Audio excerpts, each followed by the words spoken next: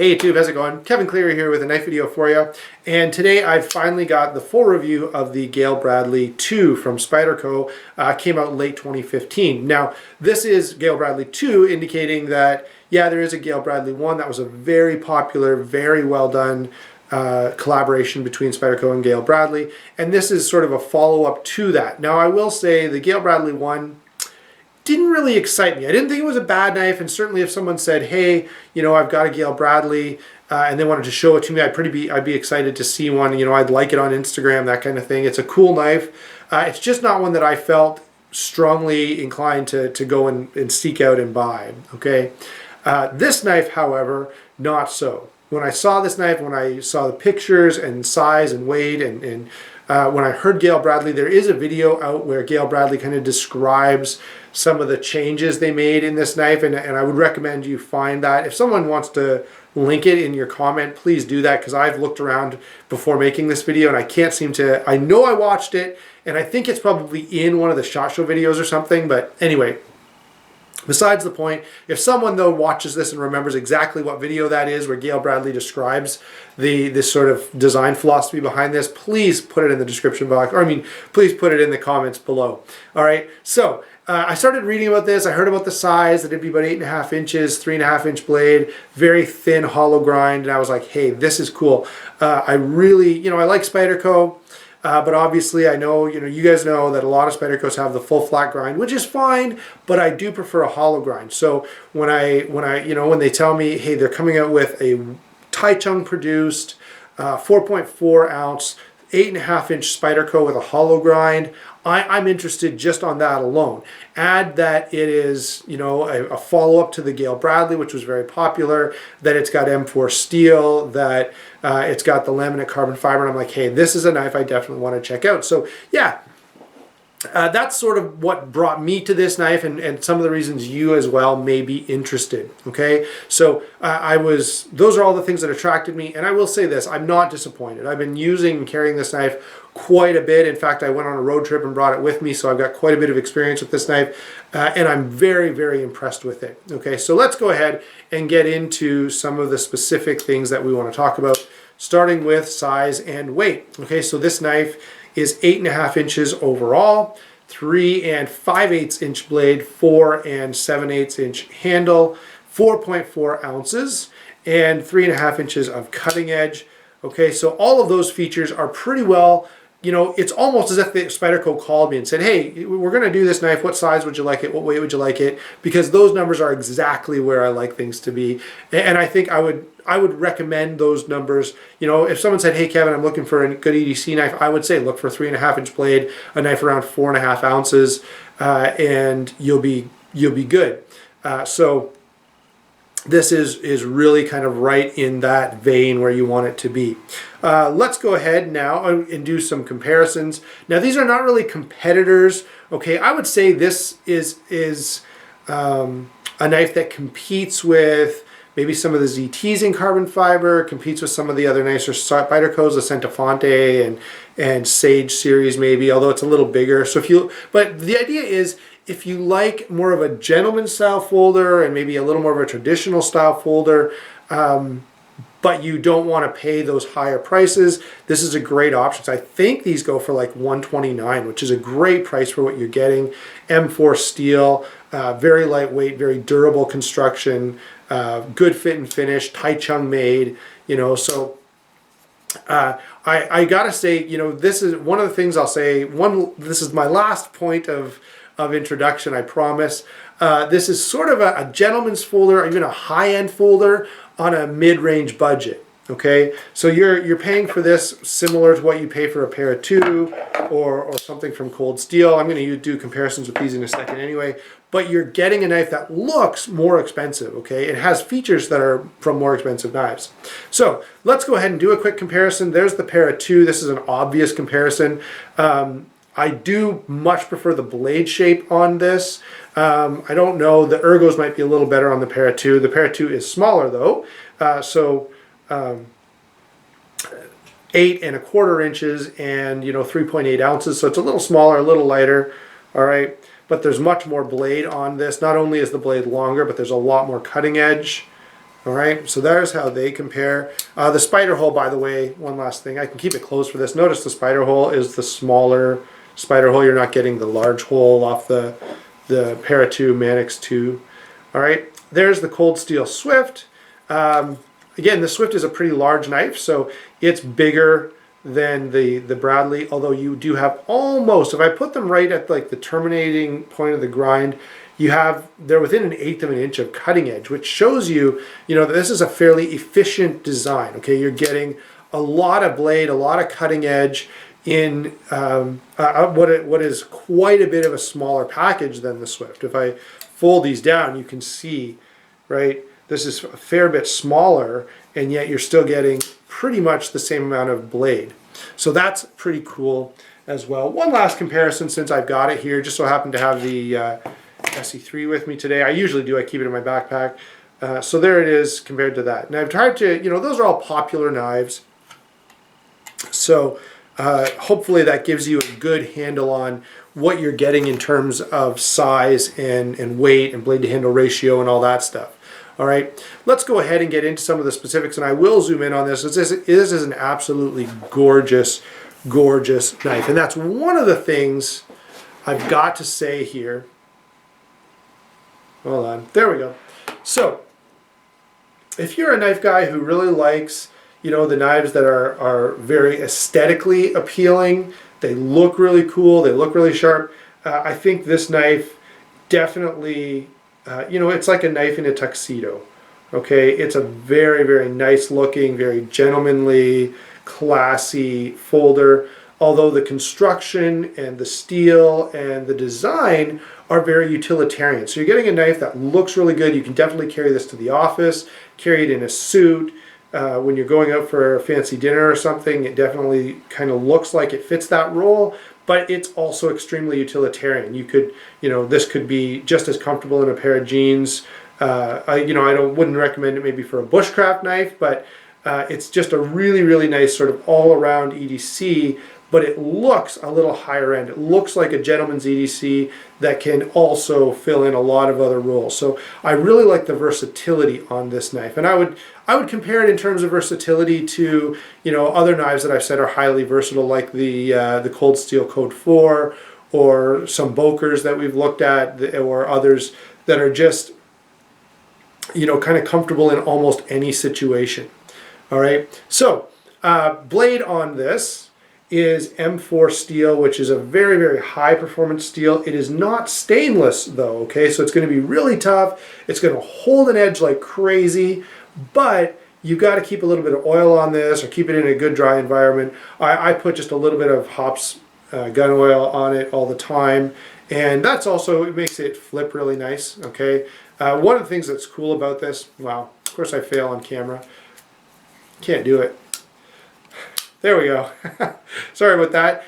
The way I have to hold the knife to kind of keep it in frame makes it really awkward to try and flip it. So there you go. But that blade, M4, very, very high performance blade, although you will have to take a little bit of care of it. Okay. Now, look at the grinds on this. I love that swedge. I love the very, very deep hollow grind. The grind lines are absolutely gorgeous on this knife. Now, I've got to say this. This is what excites me the most, is the edge geometry on this is phenomenal. Super, super thin behind the edge, slices like crazy, okay? As I said, you do the old cheese cutting test, or anytime you're cutting, if you're just cutting up any material where you're moving through a lot of material, whether you're cutting cardboard or cutting up an apple for your kids. By the way, make sure you clean it up after. It's not stainless steel, remember. But this knife really, really excels in any kind of job where you're slicing through stuff, because the edge geometry is phenomenal on it. Okay, you're not dealing with a super, super thick blade stock here, so that definitely helps. It's definitely thick enough. It's similar to a lot of Spydercos, the military, paramilitary, stuff like that, but it's not like the Gayle Bradley 1, which has pretty thick blade stock.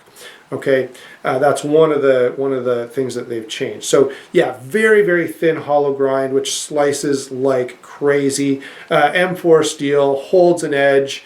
It's a little harder to sharpen, but yeah, you'll rarely have to do it. So not a problem at all. I love the fact that you have a nice balance here of, you know, sort of straight edge and belly.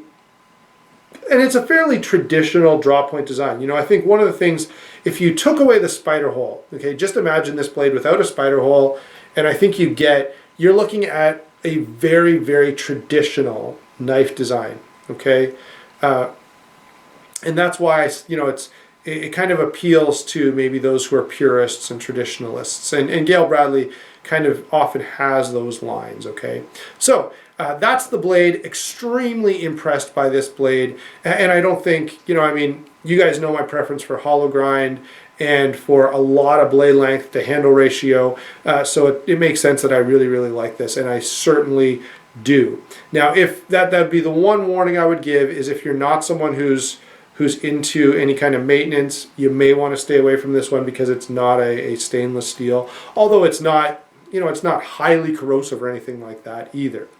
All right, so that's the blade. Really, really impressive. Moving on to lockup and deployment, you do have a stainless steel liner lock here. Let me turn it this way because I think, probably somewhere right around there. There you go. You can see that there are holes milled into this handle, so that is going to lighten it up a bit. You can also see the thickness on that liner lock. It's not extremely thick, like it's not like a zero tolerance, it's not like a 0-200 or something from Browse Blades, but it's more than sufficient, okay, for a liner lock. I do like the fact that if you're going to use a liner lock, I prefer that there be no relief cut. There is no relief cut in this, and that's just fine. One complaint I have is the way that they have cut out a little bit of material right here to allow your thumb to get in at that liner a little easier. But what it's done is left a really thin spot right here, almost sharp on this side of the liner. So as you go to kind of push your thumb in there, you can kind of catch your skin on the opposite liner. Not the locking side, but the non-locking side will kind of catch your skin because it's fairly sharp, okay? They maybe went a little too far grinding this out, or what I would have liked to see, although it would have messed up the consistency of the proud liners a little bit, is for them to remove this altogether, okay? But as it is now, it is comfortable, and you know, the first day or so I really noticed it, and then to be honest, I have not noticed it again. It's sort of like you just become accustomed to it and move on with life. All right, so it's not the end of the world at all. And I'm not going to suggest, you know, you're not going to buy this and be like, oh, I just can't use it because, you know, this is not thin enough. It's just a minor complaint there. Otherwise, though, lockup is very, very good. Deployment is very, very good. I mean, if you're a Spyderco fan, you know Spyderco generally does a pretty good job. I've never had a Spyderco that, you know, was overly tight or that I couldn't spider flick out, okay? So, lockup and deployment, very good. One thing I will say that I actually really appreciate about this is it's phosphor bronze washers rather than ball bearings. You know, it's one of those things where at one time ball bearings were maybe a little bit novel a couple years ago. Now, you know, you can buy a $35 CRKT or Kershaw and it'll have a ball bearing pivot system. So it's not like ball bearing pivot systems are exclusive in any way at this point. All right, and in some ways I prefer a well done washer pivot because it does demand more from it does demand tighter tolerances and better specs to get a knife with washers right. Okay, so it's a little more impressive when this knife does well than it is when a ball bearing pivot knife does well. All right, and we've talked about that. You know, I think I have a whole video just about that. Let's back out here. You've had a good chance to take a good close look at that. And let me talk about the handle with you. It does have these proud liners, and they're not so far stuck out that they become uncomfortable, which is always a risk. But yeah, it is very, very comfortable in hand. There's just one small bit of jimping right here, and it's quite functional, okay? I wouldn't necessarily say that this was designed to be a super tactical knife anyway. If it was, you know, you would have liked maybe a little deeper choil right here and a little longer run of jimping. But as it stands, you know, the retention is quite good. You guys who've had Dominoes and different Spyderco Zabos or whatever, you know that the The G10 carbon fiber laminate does provide considerably more grip than just standard carbon fiber, okay? So it is actually quite grippy. And I wouldn't say, I wouldn't go out and buy this as a tactical knife. If I was a soldier being deployed overseas, this would not be my first pick, okay? But if you want a really good all-around everyday carry knife that could serve as a defensive weapon if it really, really needed to, I think this is a good choice. It's going to slice like crazy. You've got a very straight, very good piercing blade design. Okay, so and you definitely have enough grippiness here that you're not going to have to worry about either one dropping or losing the knife, or having your fingers slide up onto that blade and cutting yourself if you ever had to thrust this knife into some kind of material. Okay, so that's my kind of spiel on the comfort and grippiness of it. Otherwise, the handle is really attractive. It's these nice, smooth, gentle lines. It is Torx bit construction and open pillar construction. I do prefer open pillar construction. It's not a deal breaker for me. I'm not going to be like, well, this knife has a backspacer, so forget it. I have lots of knives with backspacers. I like them fine, but it's nice to get the open pillar when you can, because of the fact that you can now blow this out super easily. And this knife does have some dust and lint in it, as I'm looking in here now, just from being carried in my pocket quite a bit over the last little while. So one last point, and that is the pocket clip. And the pocket clip, if you're a real, Spyderco fanboy, you're going to love it, because it's the traditional 3-screw Spyderco clip. Now, if you're not necessarily a fan of that clip, you may still love it, because, and this knife is one that I definitely will do. This knife, to me, just begs for a Casey Lynch titanium clip.